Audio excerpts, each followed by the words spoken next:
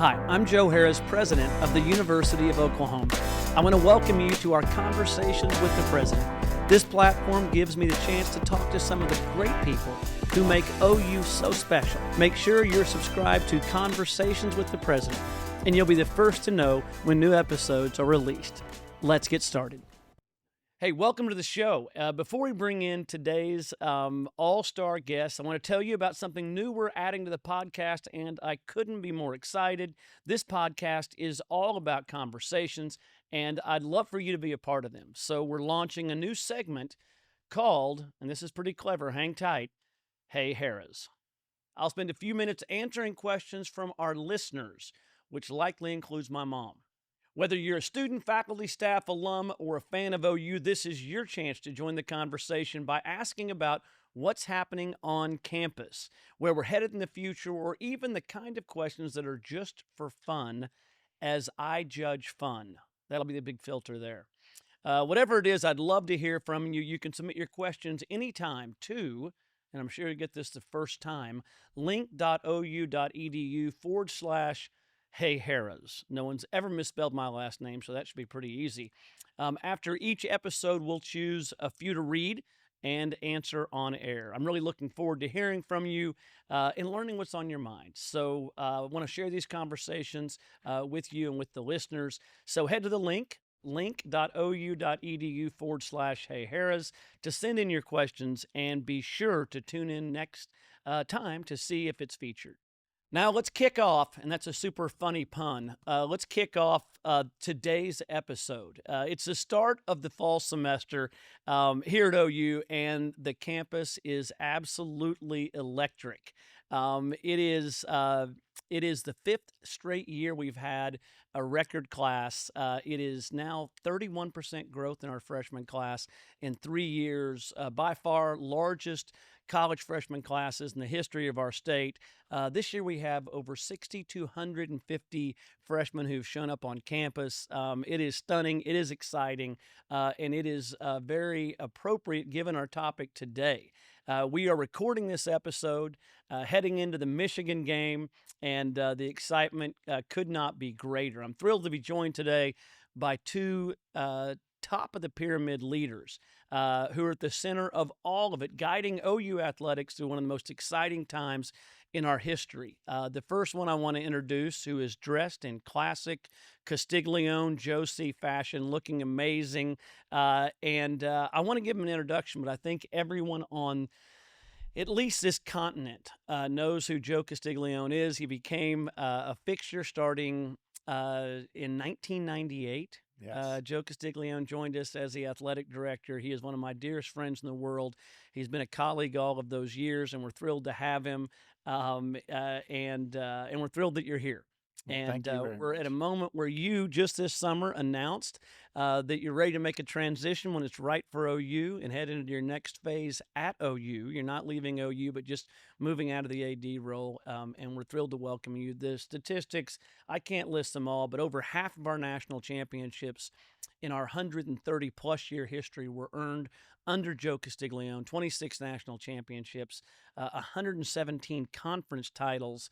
They go on and on. He is the dean of athletic directors in the country, and he is one of the most high-character people I know. Thanks for joining us, Joe. Well, thank you, Joe. It's always fun to be with you. We certainly had fun over the years. Yeah, yeah. We could do a podcast on that by itself. No question. And someone who just joined us in February, but already feels like I've known him a lot longer, is our other guest, Jim Nagy. Jim is, you've likely heard about him. He's pioneering in college athletics with the University of Oklahoma, the first true professional style general manager role that's occurred, certainly among the A4 or the top 4 athletic conferences. His resume is just replete with excellence. Most recently spent 7 years as the executive director of the Senior Bowl, bringing 18 years of NFL scouting experience, been a part of 6 Super Bowls, only won 4 of those. Which is just ridiculous in those years, with rings from the Packers, the Patriots, and the Seahawks, and really doing something I can't wait for you to hear about A lot of folks talk about having a general manager in college athletics today, but no one is doing it the way we are and with the excellence that you've brought along with the team that you've brought in. So, looking forward to talking to you, and welcome to the show. Thanks, Joe. All right, so it's the 2025 season. We've been waiting for this. There's a lot of excitement, and we've got Michigan. By the way, if it helps at all, Jim is a University of Michigan graduate. And how would you characterize your excitement about this game, Jim? I knew that was going to come up. Yeah. No, nobody's more excited for this game than me, and no one wants to beat Michigan more than I do. Yeah, just really excited. Got family coming in. My 80-year-old parents are coming in for the game. Just really excited. Two iconic brands in college football, right? Absolutely. I mean, those two uniforms on the field together for the first time since I think 1976, I believe. Yeah. Yeah, it's going to be electric in that stadium. It's going to be so much fun. Yeah, cannot wait. Joe, this is our second season in the SEC. What makes you so excited about this season? I think every one of our teams have made investments of improving themselves, whether it's the roster, adjusting something that could invest in the future of the sport. I really am so excited to watch every one of the sports that we sponsor because they are all better. And we knew when we had the opportunity to join the SEC, we knew exactly what we were signing up for. And people asked that question of us, as you'll remember, do you know what you're getting into? And we said, not only do we know, we aren't just joining the SEC, we're running into it. We know the level of competition has been against the best there is in all of college sports, regardless of the sport. And so we're excited to be able to take this version, the 25-26 year group of Sooners and all these sports into the next year and compete against the best, not only in the conference, but nationally. Yeah, I love it. When I first started in this role 6 years ago, one of the first conversations that you and I had is when you pulled me aside and said, for this to work, for us to continue to compete at the highest level and to remain financially in that small group of those where students don't foot the bill for athletics, we're going to have to make a move. And that the logical move was the SEC, and to be here with you now and the vision that you laid out and the journey that has been really is exciting. And I've got to admit, I'm pretty excited too. Let's talk about the North Oval, where there are so many fun experiences that are laid out with the fans. Tell us what you expect to see on the new tailgating experience. Well, as we've been saying, the Oval is open. The Oval is open. I think it's, to your credit, a response to the explosion of tailgating all across our campus. You know, we have some areas around the stadium, but people have found nooks and crannies and all different places to set up tailgates, and they're running out of space because the other spaces weren't open to tailgating. You put together that committee to recognize how we can grow it and put it in an iconic place that is historically known as Parrington Oval, but the North Oval. Right. And it's free, open to the public. If you haven't been in the Oval, you know there's a road around it. So getting your tailgate supplies to set it up and move your car somewhere else is going to be easy. And it's obviously right there close to Campus Corner. So I think it's going to be an exciting new game day tradition. Yeah, no, it should be exciting. It's fun seeing everybody. This is a Friday, and it's fun seeing everybody set up. We're also going to have College Game Day here again for the second year in a row on the South Oval with the Bazell Library as the iconic backdrop to that. So it's awfully exciting. Let's talk about the 9-game schedule. I know all of those that follow college football even loosely know that after a lot of years of thinking about it, we're now moving to a 9-game conference schedule. Joe, could you talk a bit about it? And then, Jim, could you let us know sort of your thoughts on how this impacts how you construct the team along with Coach Venables?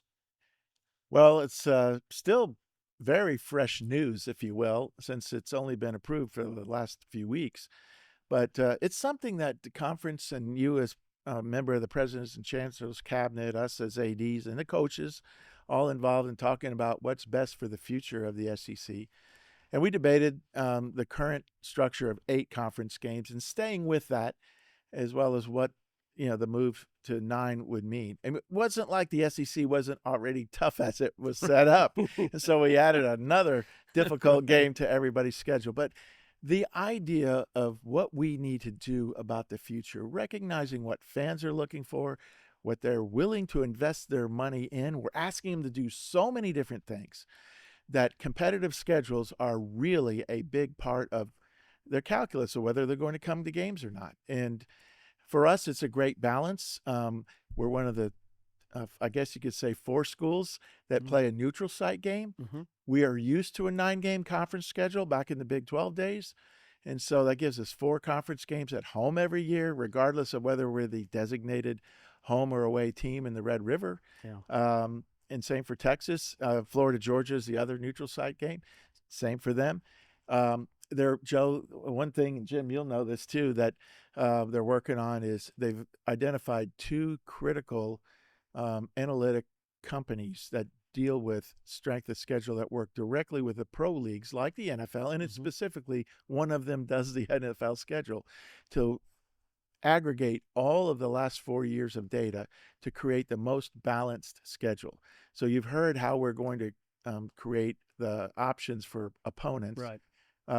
3 of the opponents that we have on our schedule will be permanent every year. Obviously, that starts with Texas. People have heard others. I'll just close by saying that whatever you've heard before, just wipe the slate clean. I don't even know who they are. You can speculate. Can we get a Joe Castiglione prediction on the other 2?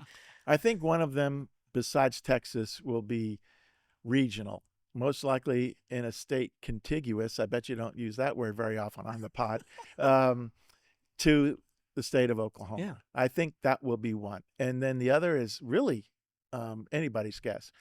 3 permanents, meaning they will be on our schedule every year. The others will rotate, giving each conference school a chance to play on everybody's campus, each other's campus, if you will, at least once every 4 years. And I think that's a big change for the SEC, but one that is not only great for our league, but great for fans. Yeah, sitting in the room that I sit in among the other college presidents and chancellors, it's a win across the board for fans. For sure. And the 10th game has to be against an A4 opponent, right? That's right. So that makes it a very competitive. Right. And so when you're talking about what's best for college football, 100% every conversation has to be keep the regular season strong. We'll figure out all these opportunities in postseason. The regular season is the most important thing for college football, and that just enhanced it. That's a critical component of how we need to think about a long and sustainable future for college sports.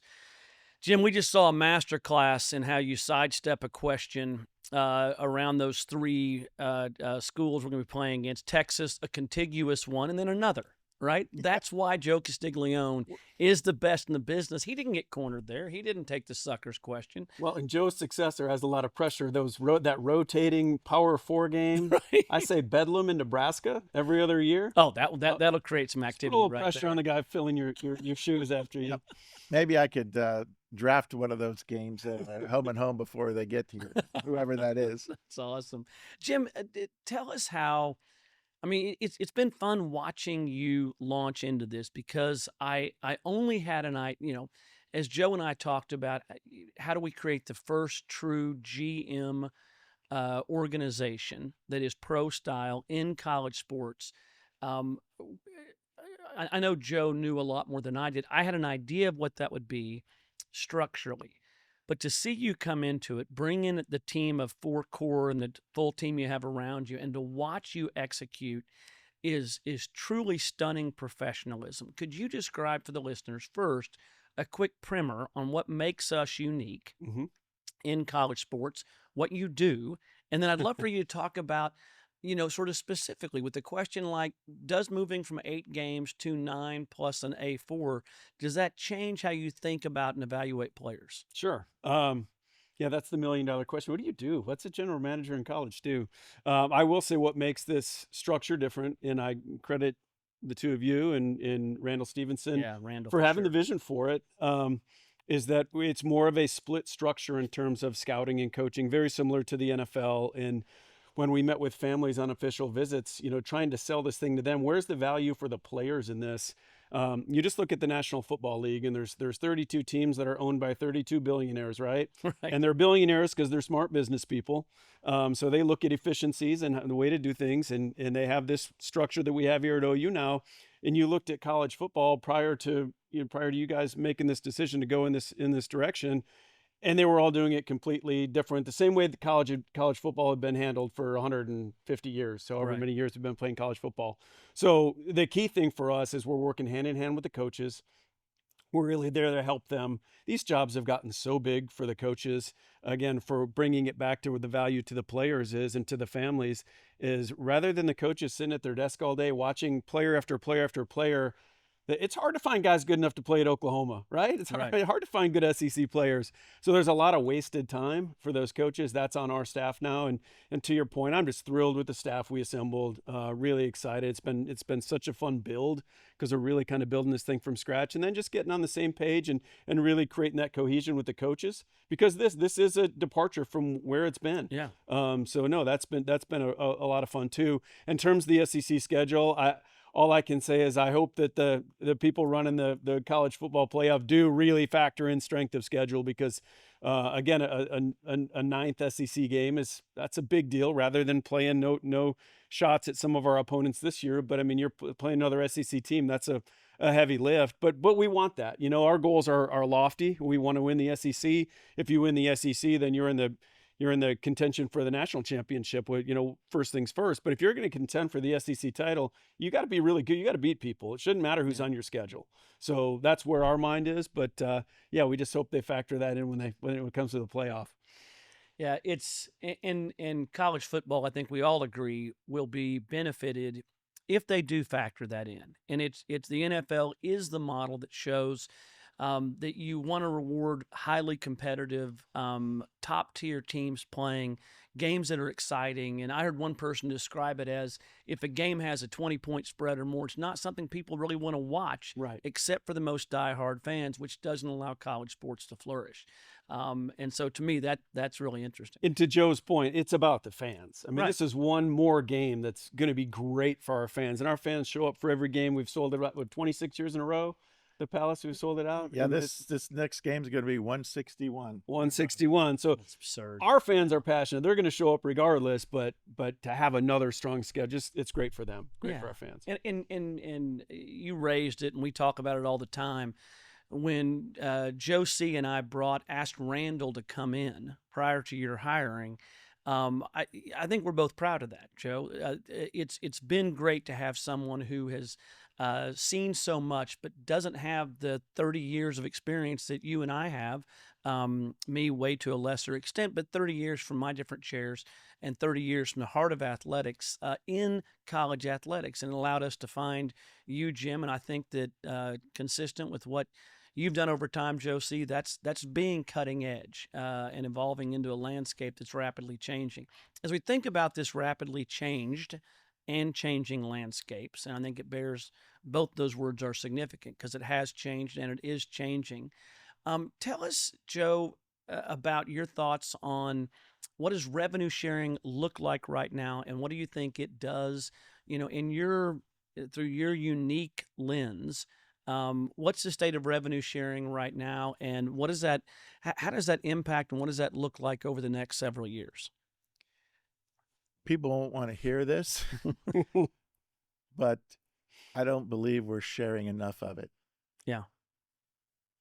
People are going to think of that as purely a budget item, and I think if we've studied anything, we just have to look at what the professional leagues have gone through as they evolved over several decades. I mean, I can remember certain players standing up for the right to be treated fairly. And it was difficult. Those conversations were brutal. And in fact, sometimes it would lead to isolating them from the rest of the team.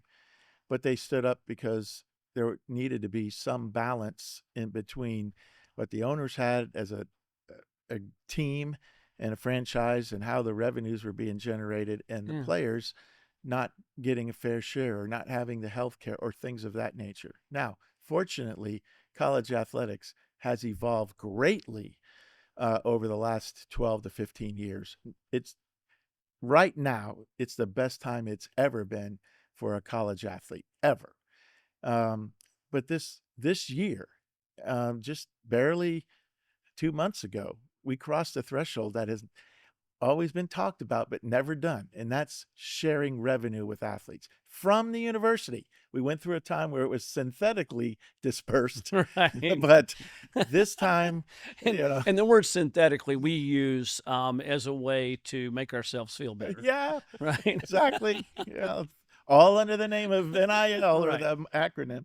But I really believe, to your point, that we obviously need to be challenged and creative and innovative to drive revenue from new sources. Candidly, we're probably squeezing the most, if not all, out of the current resources we have. Mhm. So we have to add to it in different ways, and there are creative strategies for that. But the long-term play here is to get to a better balance between the rev share number and their institutions.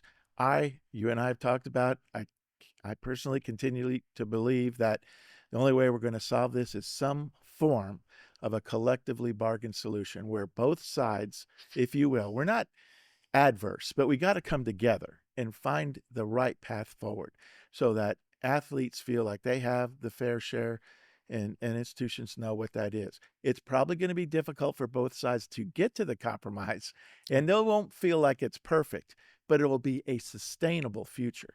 Because for college athletics to thrive in the new world, as you know, Joe, tell you something you don't already know, it has to be a capped environment. We don't have unlimited resources. We have to find a path to sustainability and still, I believe, keep the connection to higher ed because that's our North Star. We don't have to be a pro league duplicate. We have to understand there are pro characteristics to our world, but still we're about the education because as Jim knows, he's evaluating these players and valuing them. Unless the NFL or the NBA expands by some big number of teams, which you're not going to do because they have their own revenue sharing formulas, there's still only 2 or 3% of our athletes a year that are going to go from the college experience to a pro experience. We don't know which ones they are. Mm-hmm. So we still have to be in a position to develop people to be the best versions of themselves for whatever it is that they will face once their athletic career's over. All right, I gave you a hard time about the hedge on the 3 schools that would be in our permanent rotation, but I got to give you credit for being bold and honest in these statements. And those are big statements that you've just made. One, that we have to, like the NFL has learned, have schools that can compete in a way that creates a level of parity so that everybody has a shot. And it simply isn't just the highest bidder.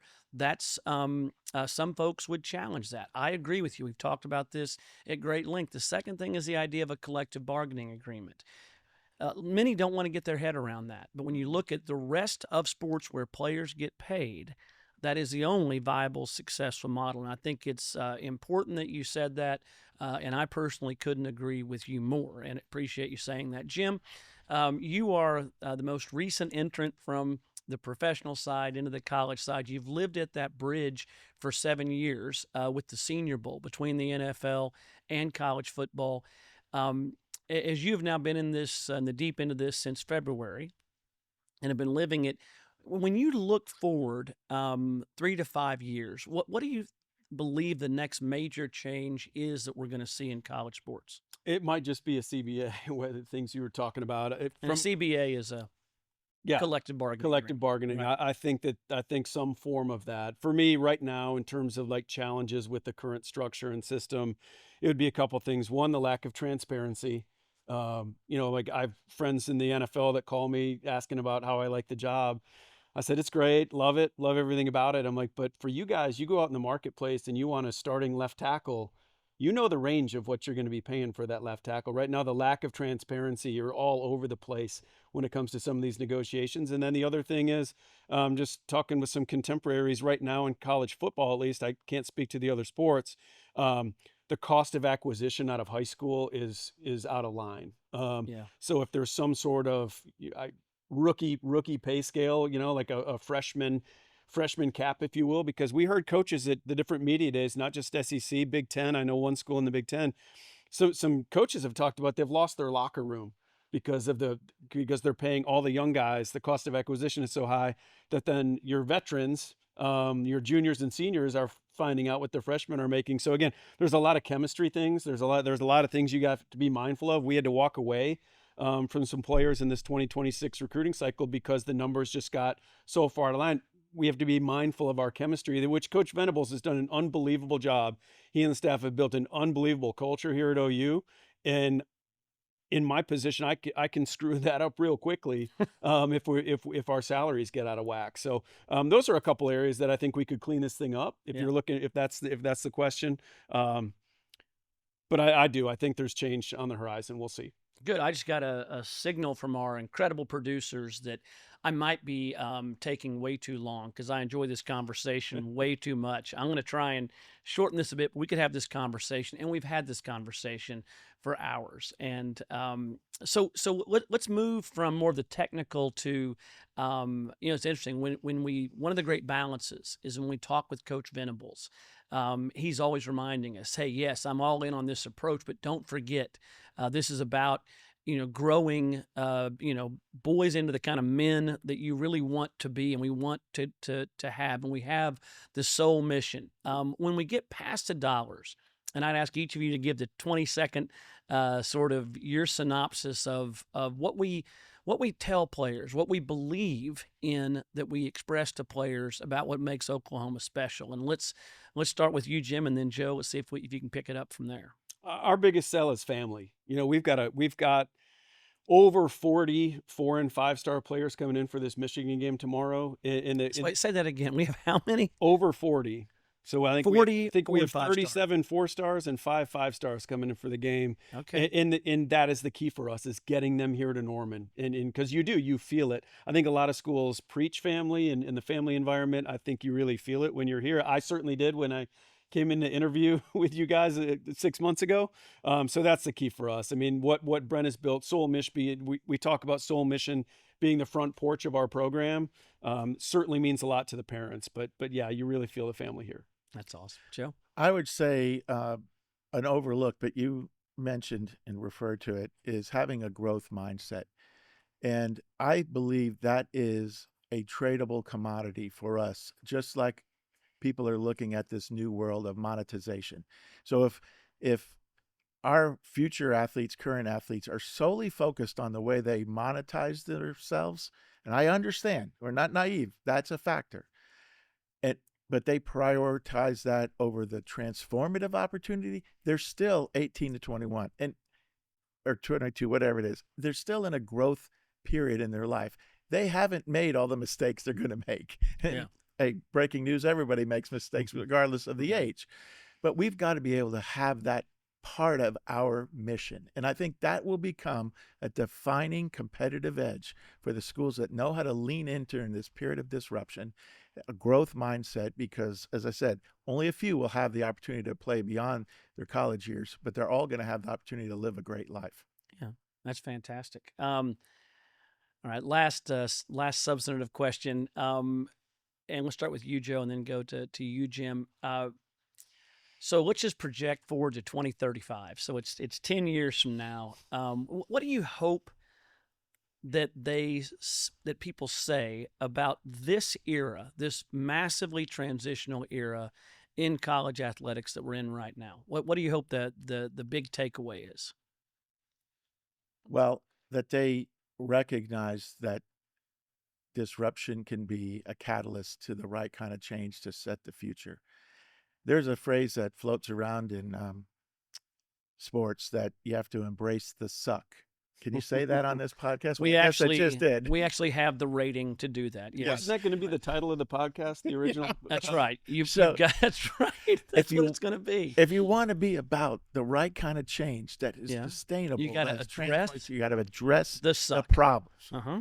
And if you continue to push them off, they're always going to be there. Yeah. That's our problem right now. We will not come together to face this, and it's going to take all sides coming together.